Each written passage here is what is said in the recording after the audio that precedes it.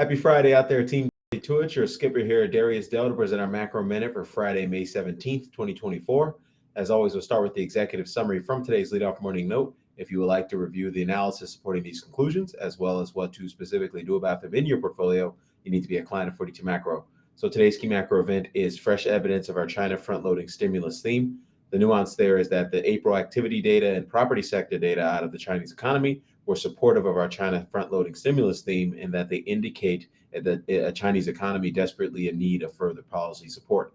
Beijing did, in fact, step up support for the Chinese economy today via incremental measures to backstop its beleaguered property sector. Specifically, mortgage requirements will be broadly relaxed, and the PBOC will provide local governments $42 billion in funding to buy excess inventory from developers to be converted into affordable housing. Elsewhere, the final April CPI data from the Eurozone economy confirmed the trend of disinflation. In terms of market implications, all told, we do not believe the Chinese economy can or will turn the corner into a durable uptrend in growth, given the structural liquidity trap headwinds we've been highlighting for years. We do, however, think the China story remains in a sweet spot for investors from the perspective of the high probability of further easing and a generally underinvested investor consensus in Chinese equities, commodities, and commodity producers. Lastly, the ECB easing into improving economic growth conditions is the key reason why European equities have outperformed their U.S. counterparts since we authored the Green Shoots Globally theme back in January. Transitioning to our 42 Macro dashboard here.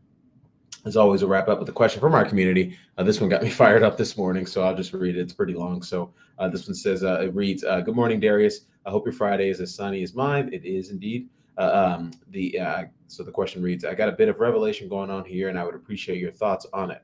I claim that many, if not majority, of big brand analysts are only selling confidence, not knowledge, haste and not caution, participation and not prudence. Well, that's a strong statement. Let me read that again. That's a bar.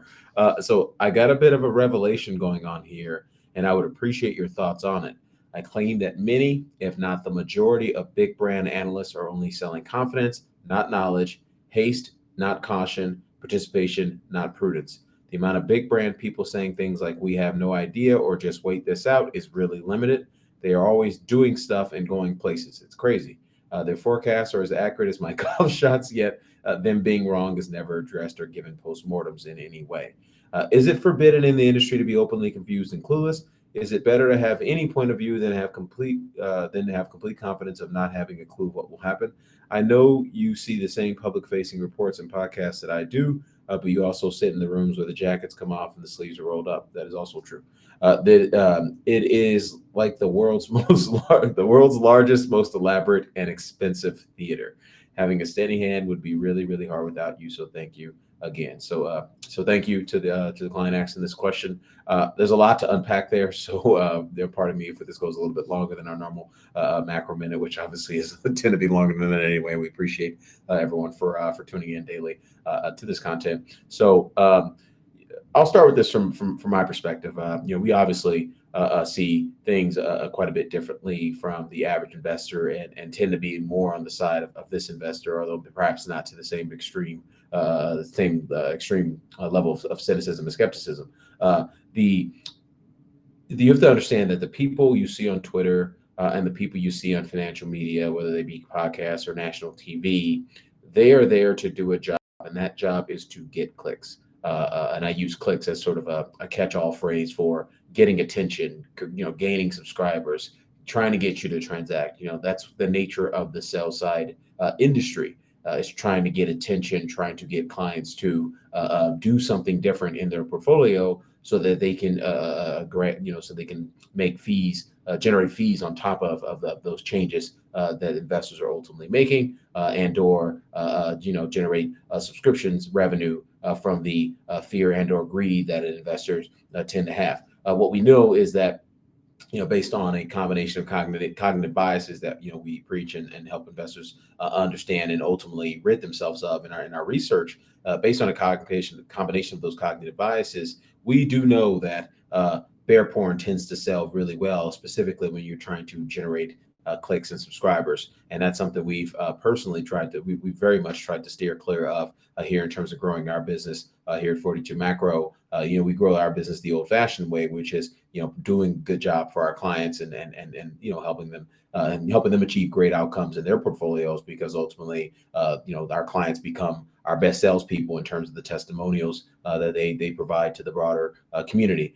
That's a bit different than how from my own perspective, just from what we see a lot of investors doing out there, which is act now, crisis coming, this, that, bear porn. I use bear porn as a catch-all phrase for the general negativity, the general bearishness that you tend to see from research providers, kind of in and around the Twitter podcast, sphere. So, and that's not to be disparaging. People, I'm not going to disrespect anyone's livelihood if spewing bear porn is what you do and it's helping you grow your business. And I've seen this with my own eyes, how powerful bear porn can be in terms of growing the subscription business. But again, it's just not something that I feel comfortable or morally, comfortable with doing. And so we just don't do that here at 42 Macro. Getting back to this sort of concept of not seeing investors, particularly institutional investors, not seeing investors generally sort of indicate a lack of confidence or a little amount of conviction. Again, this is something we I think we do that's different than the average investor as well. I was on national TV a couple of weeks ago saying I have no idea where markets are going. And that's in my opinion, that's a fine thing to make. In early November, when we pivoted back to being bullish, we thought we had a pretty high probability outlook for asset markets, which is straight up and to the right. Going back into early 2022 or late 2021, we had a very high probability view on where asset markets were down, and we're just down into the right. And so, it's not like, in our opinion, if you have a repeatable and defensible research process, just based on the general stochastic and dynamic nature of the economy and asset markets, it's not possible to have the same level of conviction all the time. So it's nuts to me that the investors out there spew the same degree of confidence and conviction in their beliefs and in their outlooks for the markets at all times, because someone who's built institutional research processes, helped other institutional investors improve their own research and risk management processes for the past 15 years, I know that it's not possible to have the same level of conviction. And this is one of those times where, things like the growth, inflation, policy, and positioning cycle are not all ubiquitously pointing in one direction or another. And there's a lot of mixed messages and mixed signals. And in my opinion, the best way to deal with that as an investor is, one, to resist the action bias and do nothing unless the core signals that guide the risk management decision-making process in your portfolio do not change.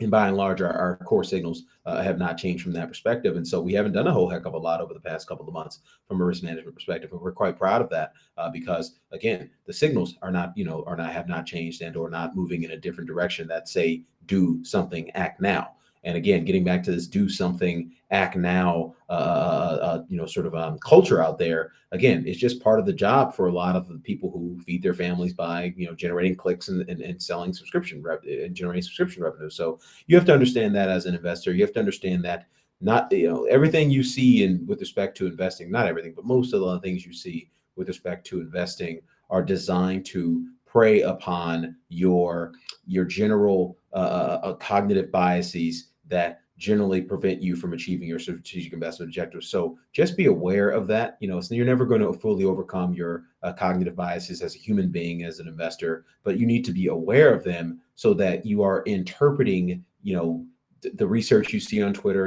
even our own research, the research you see on TV, and just anything with the appropriate level of skepticism and the appropriate filter, so that you understand that this person is trying to get me to do something, i.e. subscribe or change my portfolio in a way that generates, fee revenue for them. And I need to be, responsive. I need to be, I have to guard my portfolio and guard my research and risk management decision-making processes against their needs. Focus on your own needs as an investor, what your strategic investment objectives are. So, I probably rambled on this a little bit, but, I just think it's really important to help investors understand that, look, You got to be your own best advocate out here in financial markets. And the reason we built 42 Macro, the primary reason we built 42 Macro, is to be that advocate for sort of in retail investors, folks who may be more reliant on the stuff they see on Twitter, the stuff they hear on podcasts, than our friends in the institutional investor space, which obviously 42 Macro is one of many research providers they're paying for. We're really proud of the fact that we are narrowing that information asymmetry, and not just from a forward-looking, what do I do with my portfolio perspective, but just from a how do I become a better investor perspective? What are the things that I see and I'm learning from my interactions with our institutional asset management clients, and how can I transport that knowledge to our investment advisor and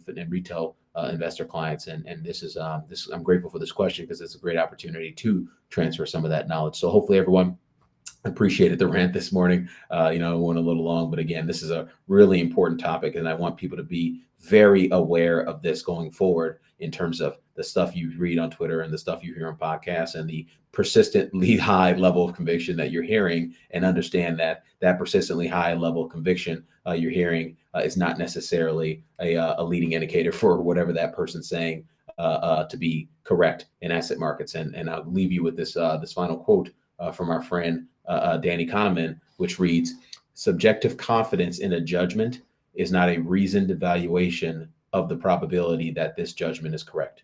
Confidence is a feeling which reflects the coherence of the information and cognitive ease of processing it. It is wise to take admissions of uncertainty serious, but declarations of high confidence mainly tell you that an individual has constructed a coherent story in his mind, not necessarily that the story is true." That's Danny Kahneman from Thinking Fast and Slow, one of the most important books I've ever read, and you will ever read. If you highly recommend you read that if you're investing money in global financial markets. One of the most important books out there in terms of helping you understand and ultimately diminish the impact of your cognitive biases on your investment outcomes. So we'll wrap it up there. Darius Dale presenting our macro minute for Friday, May 17th, 2024. No, we went a little long today, but hopefully you appreciate this institutional education that we are providing on a daily basis for not just our clients, but for the global Team 42 community out there, whether they're paying us or not, because we think we have something to offer. So everyone have a wonderful weekend. We'll catch you back here on Monday. Cheers.